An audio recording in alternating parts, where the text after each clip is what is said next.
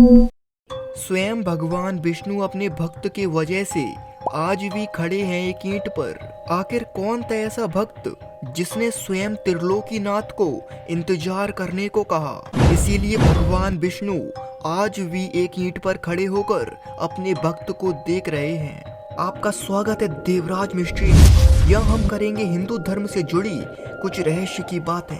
अगर आप चाहते हो कि आपका समय सही जगह पर खर्च हो तो अभी आप सही रास्ते पर हो। इसीलिए अभी हमारे चैनल को सब्सक्राइब कीजिए और खो जाइए इस वीडियो में। आपने विट्ठल, विठोबा और पांडुरंगा का नाम तो सुना ही होगा।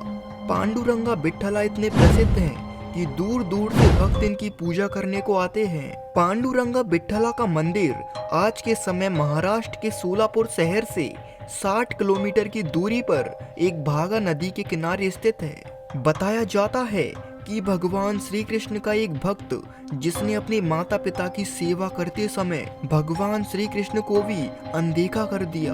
तो चलिए सच्चाई को जानते हैं और इस कहानी से पर्दा उठाते हैं। भगवान विष्णु का एक भक्त जिसका नाम पुंडलिका था, वह अपने पिता चानुदेव और माता सत्यवती के साथ टिंडर वन में रहता था। पुंडलिका बड़ा ही सत्कारी बेटा था। वह अपने माता पिता की खूब सेवा करता, लेकिन पुंडलिक की शादी हो जाने के बाद उसका व्यवहार अपने माता पिता की तरफ से पूरी तरह से बदल गया। वह अब अपने माता पिता के साथ बुरा व्यवहार करने लगा। उसने अपने माता पिता को प्रताड़ित करना शुरू कर दिया। जब पुंडलिक के माता पिता उसके इस व्यवहार से परेशान हो गए तो उन्होंने ये निश्चय किया कि वह ये घर परिवार को छोड़कर चारों धाम की यात्रा के लिए बाबा विश्वनाथ के धाम को निकल जाएंगे। जब पुंडलिक की पत्नी को ये सब पता चला तो उसने भी पुंडलिक से चारों धाम की यात्रा करने के लिए कहा और वह भी अपनी पत्नी के अनुसार जबरदस्ती करके अपने माता पिता के साथ चारों धाम की यात्रा के लिए निकल गया। जब वह चारों धाम की यात्रा के लिए गया तो उसके माता पिता पैदल यात्रा करते, लेकिन वे अपने पत्नी के साथ घोड़े पर बैठकर जाता। जब पूरे दिन यात्रा करने के बाद सभी यात्री थककर विश्राम करते तो पुंडलिक थके हुए माता पिता से उस घोड़े की सफाई करने को कहता जिस पर वह पूरे दिन बैठकर यात्रा करता था। और जब वे ऐसा नहीं करते तो वह उन पर चिल्लाता। इस वजह से उन्हें ये काम जबरदस्ती करना पड़ता। उसके माता पिता घोड़े को नहलाते धुलाते और रोते रोते उस दिन को कोसते जिस दिन उन्होंने तीर्थ यात्रा पर चलने का निश्चय किया था। तीर्थ यात्रा पर चलते चलते सभी भक्त महान संत ऋषि गुमकुट के आश्रम पहुँचे। जब सभी लोग आश्रम पहुँचे तो सभी भक्त थककर सो गए, लेकिन जो पुंडलिक था वह नहीं सोया क्योंकि उसे नींद ही नहीं आ रही थी। इसका कारण था उसने शाम को कुछ औरतें देखी जो बहुत ही गंदे कपड़े को पहनकर आश्रम की तरफ आईं और आश्रम में आकर उन्होंने आश्रम की सफाई की और सफाई करने के बाद स्वामी जी के कपड़े धोए और इसके बाद वे आश्रम के एक कमरे में जाकर जब बाहर निकले तो उनके कपड़े बड़े ही सुंदर लग रहे थे और वह भी बहुत खूबसूरत दिखाई दे रही थी। वे औरतें जब पुंडलिक के बगल से गुजरी तो उसके थोड़े ही दूर जाने के बाद वह सभी औरतें गायब हो गईं। पुंडलिक इस दृश्य को देखकर कुछ भी समझ नहीं पा रहा था, इसीलिए उसने अगले दिन का इंतजार किया। और अगले दिन जब वे औरतें द्वारा से वहां आश्रम में आईं और जब वे द्वारा आश्रम से जाने को हुई तब पुंडलिक ने उन औरतों से पूछा, देवी आप कौन हो और आप इस तरह गंदे कपड़े पहनकर आती हो और साफ कपड़े पहनकर कहाँ चली जाती हो।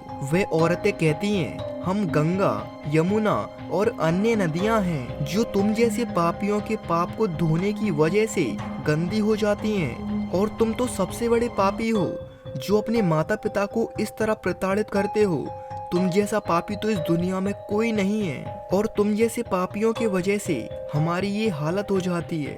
पुंडलिक ने नदियों की जब ऐसी बातों को सुना तो उसे बहुत ही बुरा लगा और उसे अपना वह व्यवहार याद आ गया जो वह अपने पहले माता पिता के साथ करता था। और उसी समय से उसने खुद को बदलने की सोची और जाकर अपने माता पिता से कहा कि हमें इसी वक्त इस तीर्थ यात्रा से लौटकर अपने घर चलना चाहिए। और इस तरह पुंडलिक अपने माता पिता के साथ टेंडर बनियानी अपने घर की तरफ चला गया। एक समय की बात थी जब रुक्मणी जी भगवान श्री कृष्ण से रूठकर जंगल की तरफ चले गईं और भगवान कृष्ण उन्हें ढूंढते ढूंढते टिंडर वन की तरफ आए, क्योंकि भगवान कृष्ण ये जानते थे कि रुक्मणी जी टिंडर वन में ही हैं और भगवान कृष्ण ये भी जानते थे कि इसी टिंडर वन में उनका एक भक्त भी रहता है। रुक्मणी जी और भगवान कृष्ण एक साथ अपने भक्त से मिलने भागा नदी के किनारे पहुँचे, जहाँ पुंडलिक रहता था। जब भगवान कृष्ण माता रुक्मणी के साथ पुंडलिक के घर पहुँचे तो उस समय पुंडलिक अपने माता पिता के पैर दबा रहा था। भगवान कृष्ण पुंडलिक से कहते हैं, पुंडलिक लो मैं आ गया जिसे तुम रोज बुलाते हो। भगवान कृष्ण ने पुंडलिक से ऐसा इसीलिए कहा था क्योंकि वे जानते थे कि वह एक विष्णु भक्त है।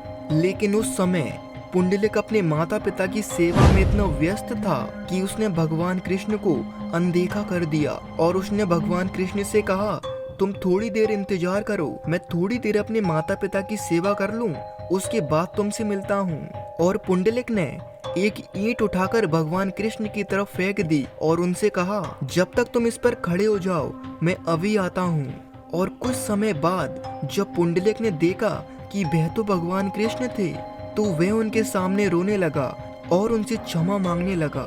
लेकिन भगवान कृष्ण ने उससे कहा, मैं तुम्हारी माता पिता की सेवा से बड़ा प्रसन्न हूँ, इसीलिए तुम मुझसे कोई वरदान मांगो। तब पुंडलिक भगवान श्री कृष्ण से कहता है कि भगवान, जिस तरह अभी आप इस जगह पर खड़े होकर अपने भक्त की मनोकामना को पूरी कर रहे हो, इसी तरह आप हमेशा इसी जगह पर खड़े रहना। और उसी दिन से भगवान अपने भक्त के आदेश को पाकर उसी जगह पर एक ईंट के ऊपर आज भी खड़े हुए हैं। भगवान कृष्ण को ये विट्ठल नाम इसलिए दिया गया है क्योंकि विट्ठल यानी विट प्लस अल, मतलब विट जो ईश्वर है और अल यानी ईंट पर खड़ा हुआ। वे आश्रम जहाँ भगवान ने पुंडलिक को दर्शन दिए थे वे पुंडलिकपुर कहा गया और उसे आज वर्तमान में पंढरपुर के नाम से जाना जाता है, जहाँ भक्तराज पुंडलिक के स्मारक में भगवान विट्ठल का मंदिर बना हुआ है, जहाँ भगवान कृष्ण को विट्ठल, विठोबा और पांडुरंगा के नाम से जाना जाता है। तो बताइए दोस्तों, ये जानकर आपको कैसा लगा? तो फिर मिलते हैं किसी अगले वीडियो में, तब तक के लिए धन्यवाद। जय श्री कृष्ण।